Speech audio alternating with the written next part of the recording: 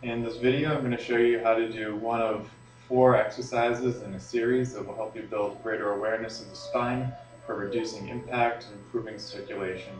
And it's pretty much a movement principle that you can take and apply to other exercises so that you can get the same benefits during those as well.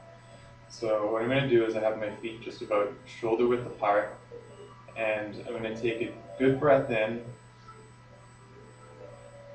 And before we start, I want to make sure that as I'm breathing, I want to make sure that my shoulders are not rising up. As best you can when you're breathing, for the sake of this exercise, I want to encourage you to try to lift the chest and get more movement from the thoracic vertebrae as opposed to letting the shoulders rise up. If you feel like you're taking a deep breath in, and you feel the shoulders coming up towards the ears, sometimes it's good before you start just to stand still, take a few good breaths in and out, and let those kind of calm down on their own first, because they will tend to do that. As you're breathing in and out, if you can get into the habit of moving the spine, over time you loosen up the muscles around the shoulders and neck without having to do any other exercises. When the chest is up, the shoulder blades will automatically start to relax down behind your rib cage and open up the muscles in the front. As you relax your chest down, the shoulders are going to round and they're going to want to fall to the front of the rib cage and open up the muscles in the back. So it's just a very simple principle that you can do even before the exercise I'm going to show you, just to promote greater lung capacity and easy breathing. So for this first exercise, I basically call it the buoy principle, where you see a buoy floating in the water, just kind of bobs up and down, and it doesn't really move too much within itself. It just floats in the water there. So as I'm doing this exercise, I want to press through my feet, and I don't want to disturb whatever position I have in my spine.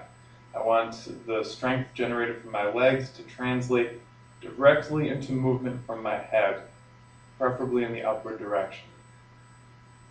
And then from here at the top of the movement, I'm going to soften the knees, and I want my tailbone and my hips to lower gently, preferably straight down.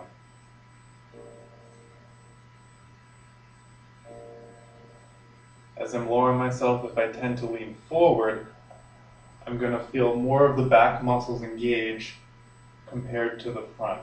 So I don't really want that so much. If I'm in a neutral position, I may feel muscles on both sides tighten, or they may also start to relax, and you may not feel them working. But either way, you want equal activity, front and back, whether there's slight tension or they're relaxed. So I'm going to press through my feet, push the head straight up, breathing in, and then I'm going to soften the knees and lower my hips. Again, everyone has different patterns of tension in their spine, unless you're a crazy contortionist or very disciplined contortionist. I shouldn't use the word crazy, but very disciplined and long practice with flexibility and healthy range of motion. And unless you have that type of range of motion, you probably have some pattern of tension built up in your spine.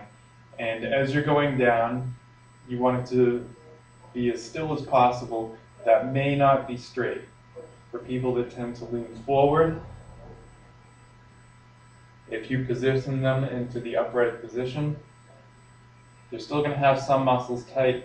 They may feel like they're leaning back. If you tend to have a little bit of a backward lean and you put somebody into a neutral position, they may feel like they're leaning forward. And again, depending on where those tension patterns lie, it may not translate into a straight up and down movement when you practice. It's good to have maybe a mirror, a second set of eyes, or a video camera, anything like that as you're doing this. So again, press through the feet, try to push the head straight up, and then lower yourself downward.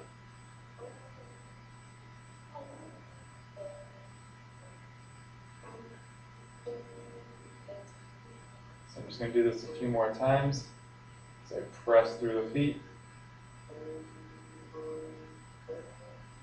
I'm just trying to be aware of that strength is generated from the legs, checking different parts of the spine, making sure that front and back there's no overactivity on one side compared to the other. And I'm just softening the knees, lowering from the hips. I don't want to lower by leaning forward from the head or shrinking the spine in any way. Also, as you tend to do these exercises, the tissue will lengthen over time. You're going to have to reassess your motor plan. That's why I do them slowly. But while you're figuring that out, some of your repetitions, pretty much, if you're going slow enough, none of your repetitions will look or feel the same. You may be leaning forward a little bit during some, you may lean back a little bit as muscles are lengthening and readjusting to the movement.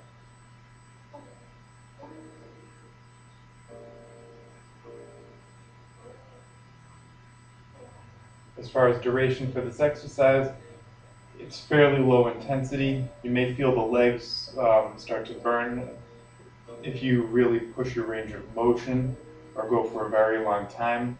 But for the most part, you want to keep the intensity fairly relaxed or a minimum or down to a dull sensation as the muscles start to activate and to bind around the joints to stabilize them during the movement. You don't want to feel a lactic acid burn or push for repetitions as you're doing this.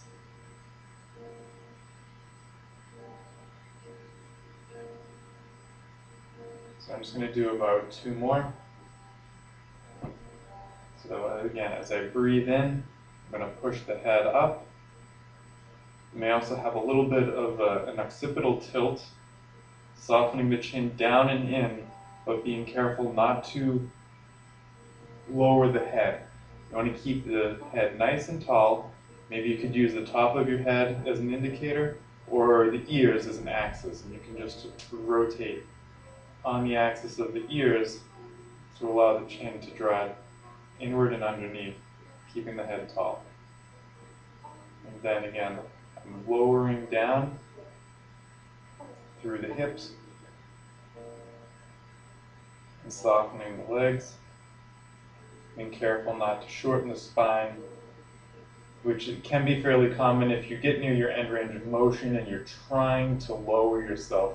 Generally, you start overcompensating around the core or the head, or when the legs don't go anywhere and you want to move down, something else starts going down, and that's really not what you want to go for with this exercise. You want to just try to see as much range of motion as you can get without disturbing the spine from as neutral position as possible. Again, I'm loading through the legs, pushing the head up.